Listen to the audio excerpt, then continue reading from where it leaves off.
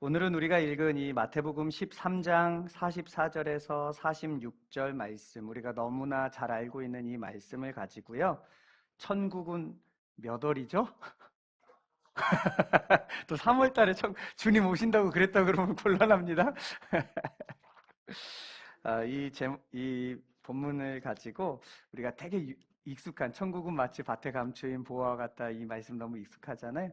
이 말씀을 가지고 가치를 알면 선택이 달라진다. 가치를 알면 선택이 달라진다. 이런 제목으로 여러분과 함께 은혜를 나누고 싶습니다.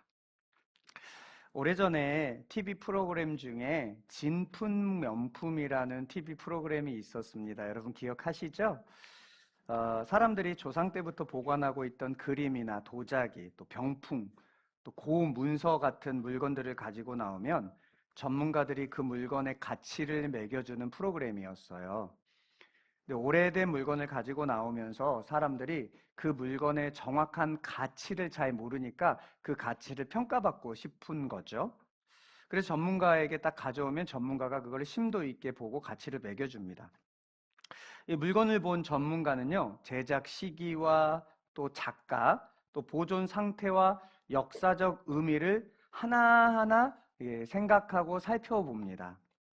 꼼꼼하게 살펴본 후에 감정을 다 끝낸 다음에 모든 사람의 눈이 누구의 입술을 향해요? 이 감정사의 입술을 향합니다.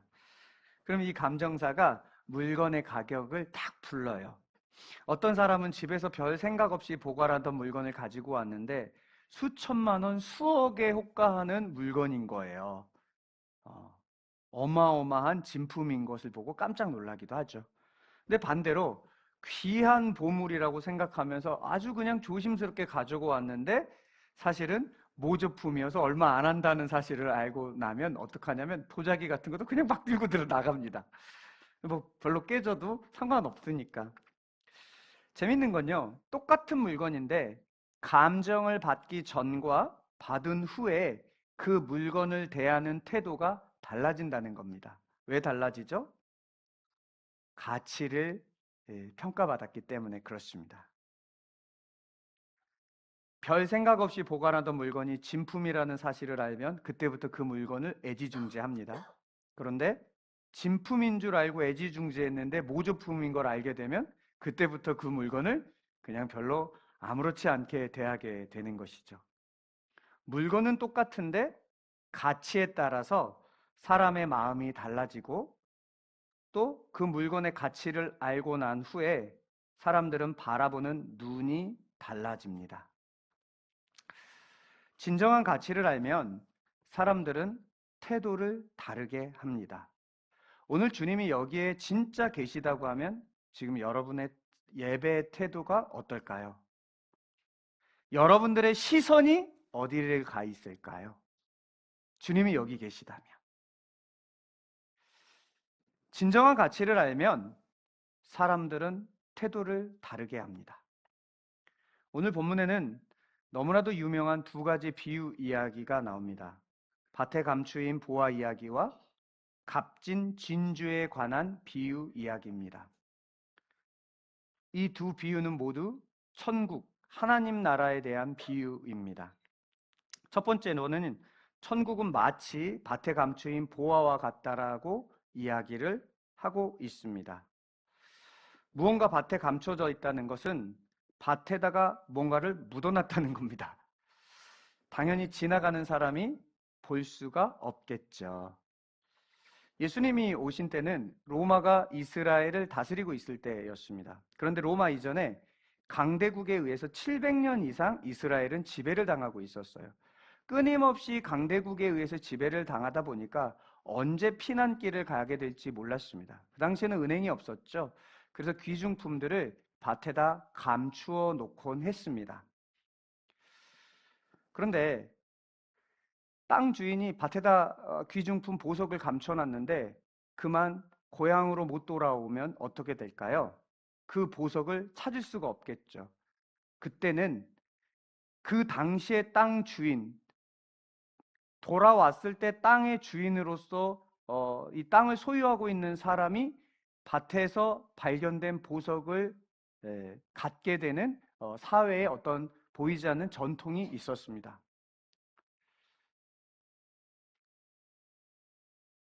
만약에 주인이 보석을 묻어놓은 채로 돌아오지 않았다면 보석은 계속해서 누군가에 의해서 찾아지는 게 아니라 땅에 묻혀져 있겠죠.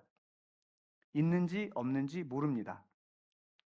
하나님 나라도 마찬가지입니다. 어떤 분이 그렇게 얘기해요. 천국이 있는지 없는지 어떻게 알아? 그 말이 맞습니다. 왜요? 밭에 감추인 보아니까 있는지 없는지 모르는 겁니다. 그런데 예수님께서 오심으로 하나님 나라는 이미 이 땅에 도래했습니다. 아멘. 그러나 세상은 예수님 안에서 임한 하나님 나라를 알아보지 못하고 있습니다. 있는지 없는지 모릅니다. 어쩌면 이곳에 예배를 드리고 평생 신앙생활 한 분들 중에서도 여전히 지금 하나님 나라가 왔다라는 걸 모르고 죽어서 저 세상 간다라고만 생각하고 있는 분들이 계실지도 모르겠습니다. 여전히 하나님 나라를 밭에 묻어만 놓고 있는 거죠. 이사야 53장 2절은 장차 오실 구원자 메시아에 대해서 이렇게 말합니다. 그는 주 앞에서 자라나기를 연한 순 같고 마른 땅에서 나온 뿌리 같아서 고운 모양도 없고 풍채도 없은즉 우리가 보기에 흠모할 만한 아름다운 것이 없도다. 예수님은요, 우리를 구원하실 예수님, 하나님 나라 그 자체이신 예수님은요, 세상이 기대하는 모습으로 이 땅에 오시지 않았다는 말입니다. 실제로 예수님이 이 땅에 오실 때 화려한 궁전에서 오신 게 아니라 우리가 잘 아는 것처럼 보잘것없는 마구간에서 말구유에서 태어났습니다. 언젠가 얘기했지만 말구유 냄새를 맡아본 적이 있습니다. 저희 큰 누나가 목장을 해서 제가 일부러 말구유 빈 말구유에 가서 냄새를 맡아보고 토 나올 뻔했습니다. 아무리 깨끗이 씻어놔도 말구유는요, 냄새가 정말 지독합니다. 그런데 그곳에서 예수님이 오셨죠. 군대를 거느린 왕이 아니라 종의 모습으로 오셨습니다. 사람들은 예수님을 목수의 아들로 보았지만 믿음의 눈을 가진 사람들은 그분 안에서 하나님을 받고 하나님 나라를 보는 겁니다.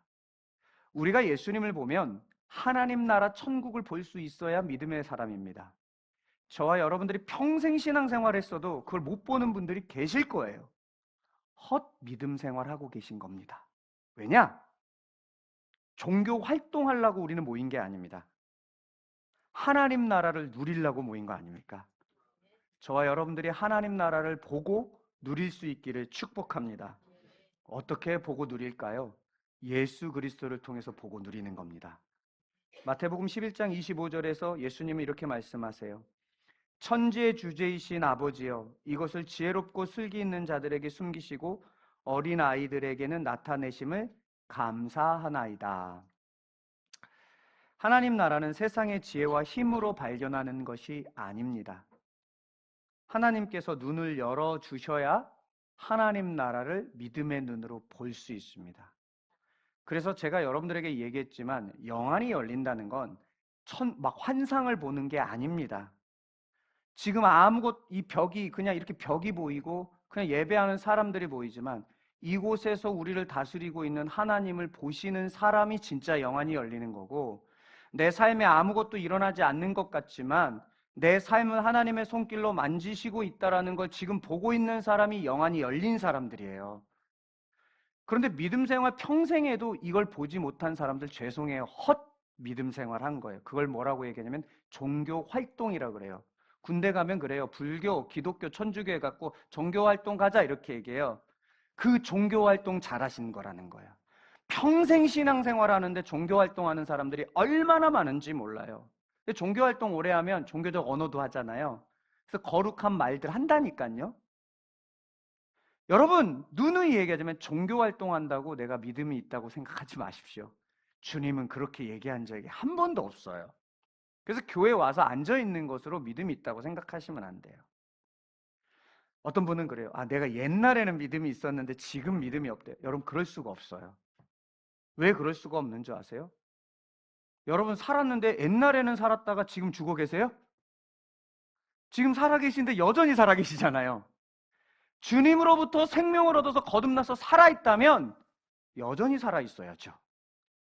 옛날에는 그랬는데 지금 그랬다? 아니요. 옛날에도 죽어 있는데 내가 착각한 것일 뿐이에요.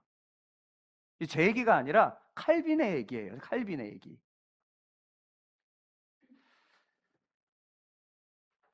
저는 우리 경환 가족들이 영안이 열려서 우리 삶을 하나님께서 실제로 다스리고 하나님 나라가 시작되어서 내가 그 하나님 나라 안에서 살고 있다라는 믿음의 눈이 열리기를 축원합니다.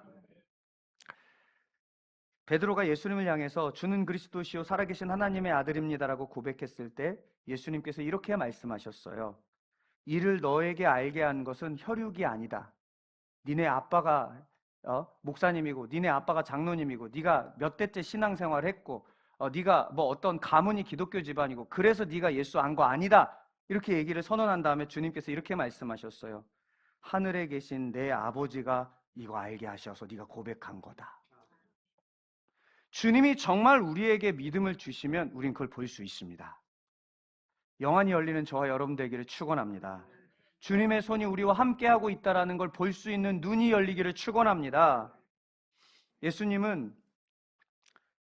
이런 예수님을 보화로 알아보는 것, 그래서 우리의 지식으로 알 수 있는 게 아니라 은혜로 아는 거예요. 여러분 정말 은혜를 경험한 사람들은 그래서 예수님이 진정한 보화인 걸 알고 천국이 진정한 보화인 걸 알고 이 자리에 나오는 겁니다. 저와 여러분들이 예수님 천국이 진정한 보화로 여길 수 있기를 축복합니다. 두 번째 비유는 예수님이 천국을 극히 값진 진주로 소개하는 게 오늘 두 번째 비유 이야기입니다. 오늘 본문의 두 비유의 핵심은 이겁니다. 하나님 나라는 우리가 가진 모든 것을 내어놓아도 손해가 아닌 귀하고 값진 보화라는 거예요. 여러분, 예수님이 여러분들에게 그런 존재이십니까? 왜 이렇게 갑자기 작아졌죠? 하나님 나라가 여러분들에게 정말 그렇습니까? 저는 지금 아멘이 작아지고 아멘 할 수 없어서 내면에 갈등한 게 우리의 현재 주소라고 생각합니다. 돈 얘기만 나오면 그대 앞에만 서 나는 왜 작아지는 거죠? 근데 그 돈 얘기만 나오면 작아져요, 작아져. 근데 오늘 얘기 끝나면 돈 얘기가 아니라는 걸 알게 될 거예요. 종교 활동하지 말라는 얘기하는 거예요, 사실 오늘. 오늘 말씀에 보면 자기 소유를 다 팔아. 오늘 말씀에 어린이 찬양에 나와요. 천국은 마치 밭에 감추인 보화, 땅속에 묻힌 아무도 모르는 보석. 그 가사가 어떻게 된 줄 아세요? 그 다음에 그 보석 발견한 사람은, 그러니까 예수님 발견하고 천국을 발견해서 나 정말 이 천국 내 걸로 만들 거야. 그 어떤 것보다도 가치가 있어. 이런 사람들은 그 다음 가사가 이렇게 나와요. 집 팔고 땅 팔고 냉장고 팔아. 기어이 그 밭을 사고 말 거야. 가사가 이래요. 이 가사 때문에 이제 불편하기 시작한 분이 계시죠. 우리 목사님 안 그런 줄 알았는데 다른 목사님이랑 똑같아서 돈 바치라는 얘기 안 해. 오늘 말씀이 끝나면 돈 바치라는 얘기가 전혀 아닌 것을 알 겁니다. 오늘 말씀은 자기 소유를 팔아라는 문장이 나옵니다. 그걸 이제 어린이 표현으로 집 팔고 땅 팔고 냉장고 팔아라고 이제 가르치는 건데, 자기 소유를 팔아라는 말 때문에 사실은 많은 사람들이 모든 거를 팔아서 예수님 앞에 드려라 이렇게 오해하는 경우가 있어요. 그런데 오늘 말씀은 사실은 그런 말씀은 아닙니다. 마음이 좀 편해지셨죠? 나 집 안 팔아도 되는구나. 마음이 좀 편해지셨죠? 그런 말씀은 아니에요. 여러분, 만약 오늘 본문이 천국을 가기 위해서 재산을 다 팔아야 한다는 의미가 있다면 천국은 값없이 갈 수 있다는 말 절대 못합니다. 왜? 천국 가기 위해서 집 팔아야 된다면 뭐예요? 값을 지불하는 거잖아요. 근데 우리가 잘 알고 있는 것처럼 에베소서 2장에서는요, 너희는 그 은혜에 의하여 값없이 구원받았다고 얘기하고 있단 말이에요. 그러니까 여러분, 자기 소유를 다 팔아서 재산 다 없애서 하나님께 바치라는 말은 뭔가 안 맞아요. 그러니까 이 본문은 그런 말이 전혀 아닙니다. 그러니까 여러분 안심하십시오. 주님 앞에 나오면서 재산 안 팔아도 괜찮습니다. 누군가가 여러분들에게 교회 건축하니까 재산 파십시오. 그러면 여러분 그 교회는 뛰쳐나오시는 은혜가 있기를 축원합니다. 이건 아멘 하셔야 돼요, 여러분. 네. 제가 나중에 변질돼가지고 우리 교회 크게 지어야 되니까 권사님, 장로님 1억씩 헌금하십시오. 그러면 우리 교회를 나가시는 은혜가 있기를 축원합니다. 이건 아멘 하셔야 돼요. 이건 더 이상 교회가 아닙니다. 교회는 그렇게 세워지는 게 아니에요.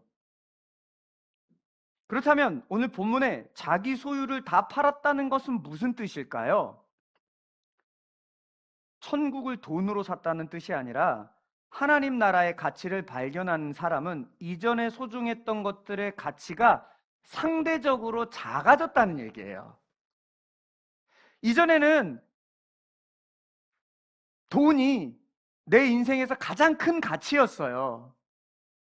그런데 이제는 천국이 가장 큰 가치라고 인정하는 거라는 거예요. 여러분, 100만 원이 큽니까? 1000만 원이 큽니까? 당연히 1000만 원이 크죠. 그냥 100만 원만 가지고 있으면 100만 원이 큰 돈이잖아요. 근데 1000만 원하고 딱 같이 있으면 100만 원은 1000만 원에 비해서 가치가 작다고 인정하는 거잖아요. 그거랑 똑같은 겁니다. 내가 가진 그 어떤 것이 천국보다 별로 가치가 없게 여기게 된다는 겁니다. 오늘 본문은 바로 그것을 말씀하고 싶은 거예요. 그런 의미에서 여러분들께 여쭙고 싶어요. 여러분들은 그 어떤 것보다도 예수님이, 천국이 여러분의 삶에서 가장 큰 가치가 있으십니까? 정말이십니까?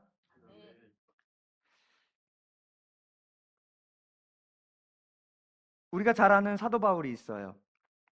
바울은 좋은 가문에서 태어나서 가장 좋은 환경에서 자라났습니다. 오늘날 우리로 이야기하면 미국 아이빌리그에서 공부한 사람이에요.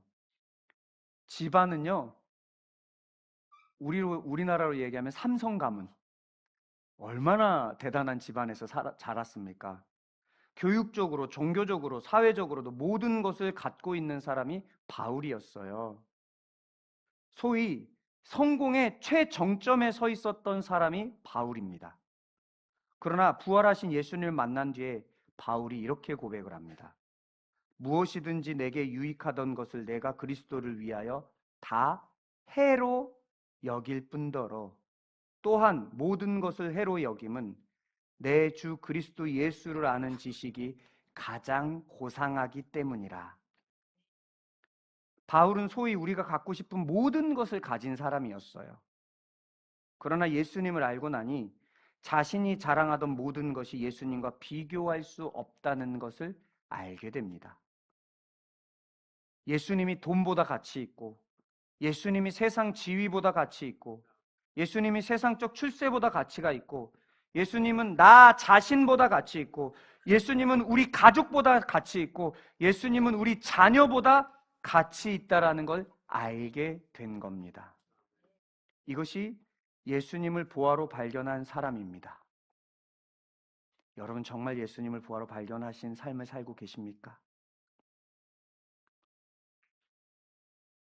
평생 신앙생활 했는데 정말 예수님이 보화이십니까? 바울은 자신이 가진 모든 것을 해로 여길 뿐만 아니라 뭐로 여겼다고 얘기한 줄 아세요? 배설물로 여겼다고 얘기합니다. 뭐로 여겼다고요? 똥으로 여겼대요. 왜 그렇게까지 표현했을까요? 세상의 것이 가치가 없어서 그랬을까요? 그렇지 않습니다. 우리가 살아갈 때 돈 중요합니다. 여러분 돈 중요한데 거룩한 척 하면서 돈 안 중요해요, 믿음이 중요해요, 이런 사람 믿음이 없는 사람이에요. 왠 줄 아세요? 위선자잖아요. 그러면서도 돈 쫓아가면서 무슨 돈 안 중요하대. 100% 위선자예요. 여러분, 이런 사람 믿음 좋다고 얘기하지 마세요. 그런 사람 얘기 듣지 마세요. 돈 없이 어떻게 살아요? 자본주의 사회에서.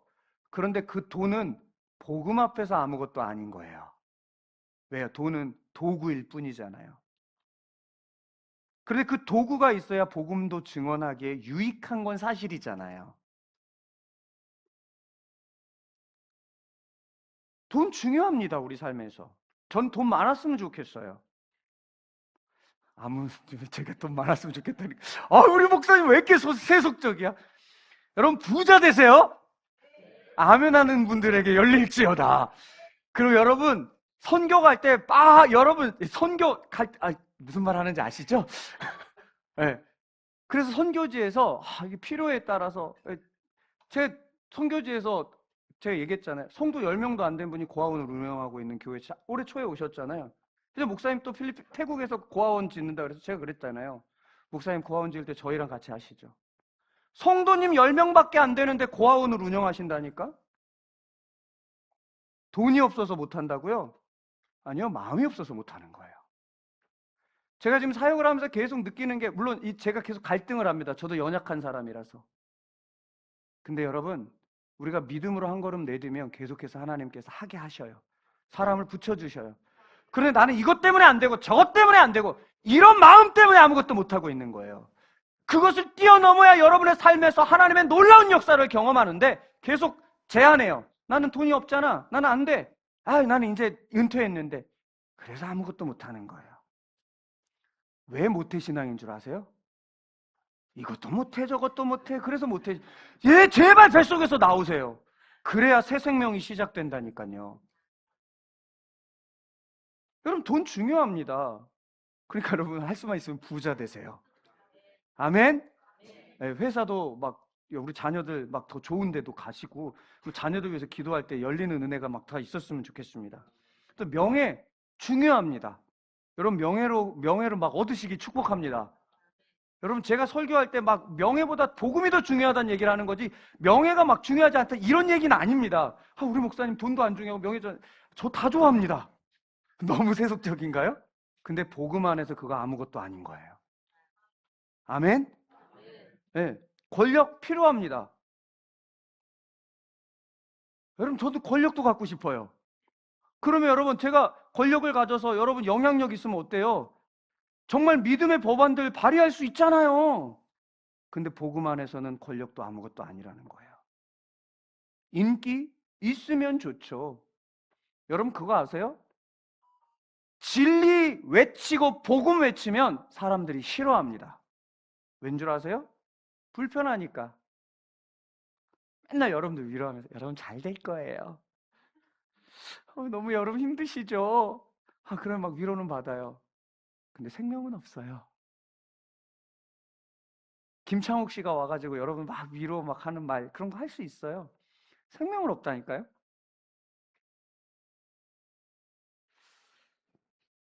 그러면 인기는 얻을 수 있죠. 근데 인기 예수님 앞에서 아무것도 아닙니다.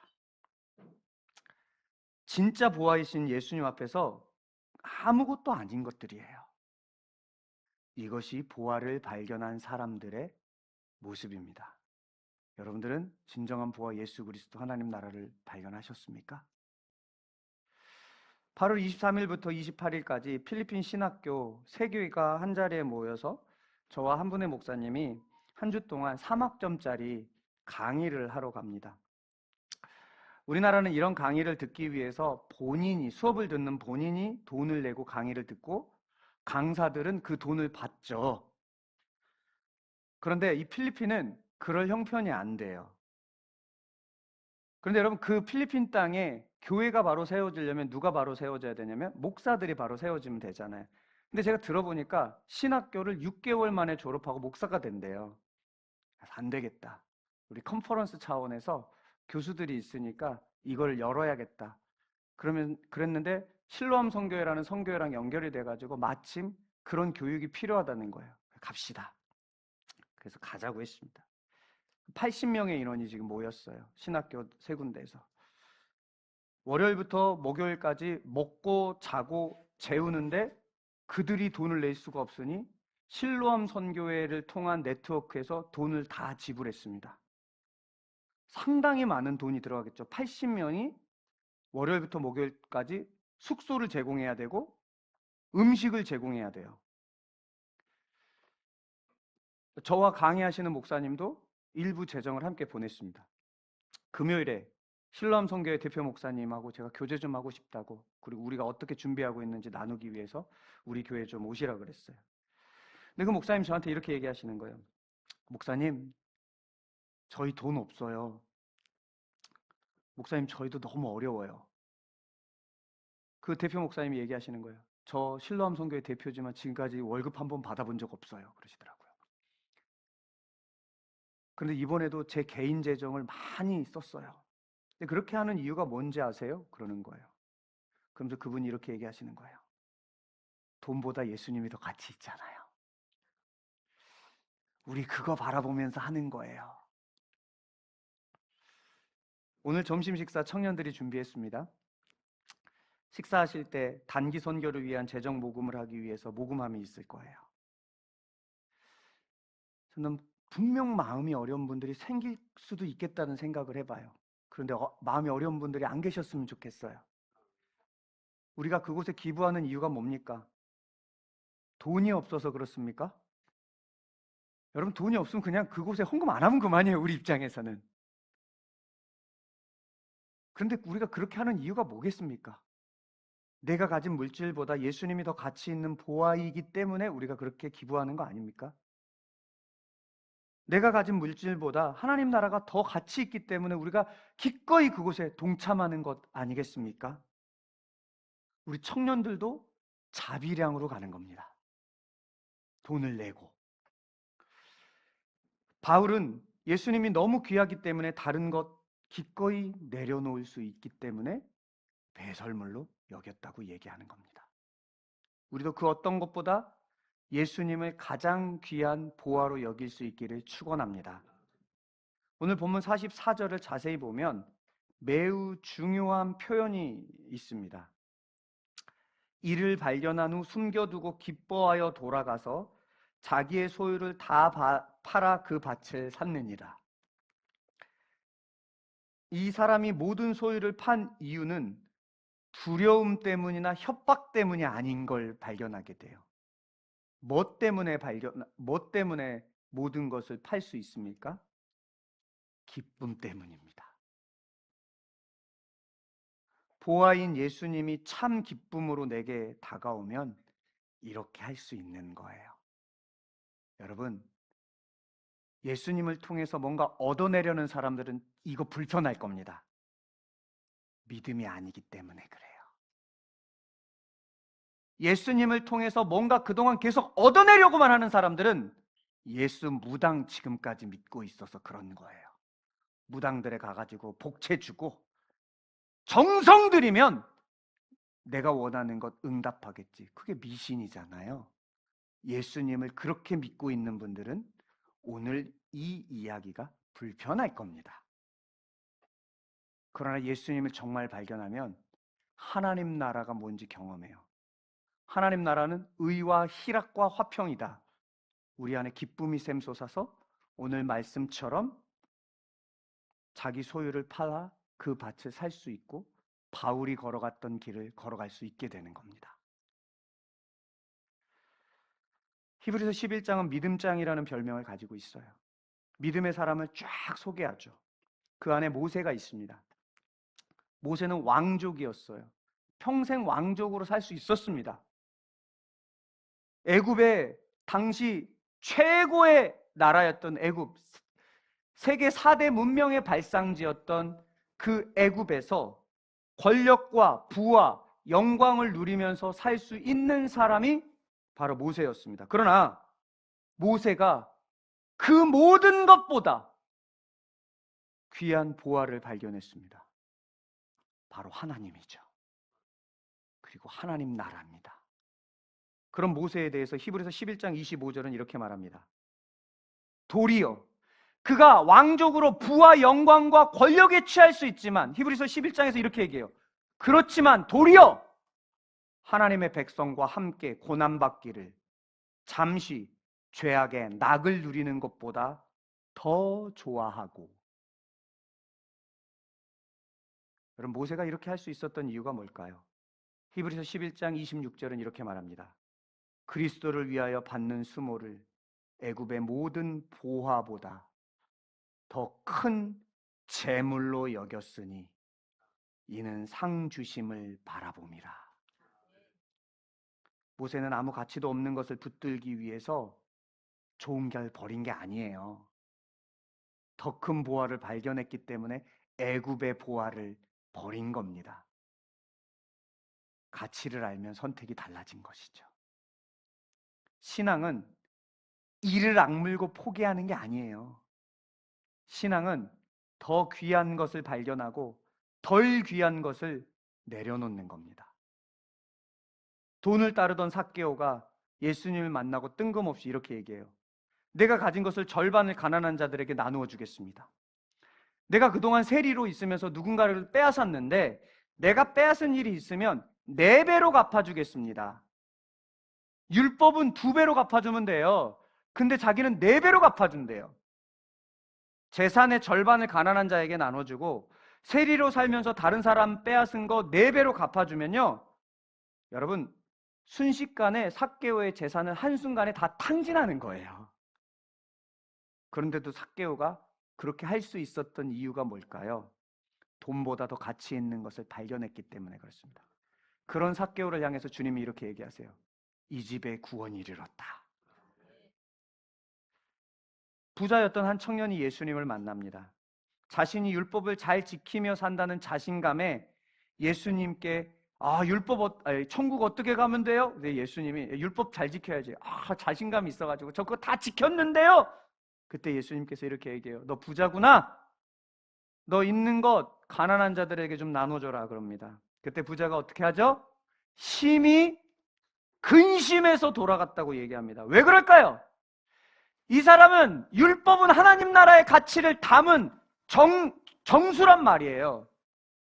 그런데 하나님 나라를 보지 못했어요. 그러니까 하나님 나라가 가장 가치 있는 게 아니에요. 뭐가 가치 있어요?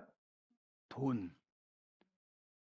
그러니까 심히 근심이 그 안에 들어온 겁니다. 누가 100만 원과 1000만 원 중 뭘 가질 거냐고 물으면 고민도 없이 1000만 원 가질 거예요. 얘기할 게 우리잖아요. 왜 그래요? 가치를 알기 때문에 그렇습니다. 하민이가 7살 때 일이에요. 처음으로 세뱃돈 줘가지고 1000원짜리 9장을 가지고 10,000원짜리는 저희가 다 뺏어가지고 1000원짜리 9장을 세고 떨었는데 그 손이 작은 손으로 떨어뜨리고 계속 그러는 거예요. 얘가 어린이집에서 숫자를 배워가지고 하나 둘 셋 떨어뜨리면 또 주워 하나 둘. 그걸 보더니 홍정숙 권사님이 갑자기 방에 딱 들어가더니 10,000원짜리 한 자리씩을 딱 가지고 나오시더니 하민아 그거랑 바꾸자. 얘가 갑자기 할머니 이렇게 쳐다봐요. 자기가 생각했을 때 하나보다 9개가 많거든요. 그래서 할머니가 설명해줘요. 하민아 그거 10개가 모이면 이거 1개가 돼.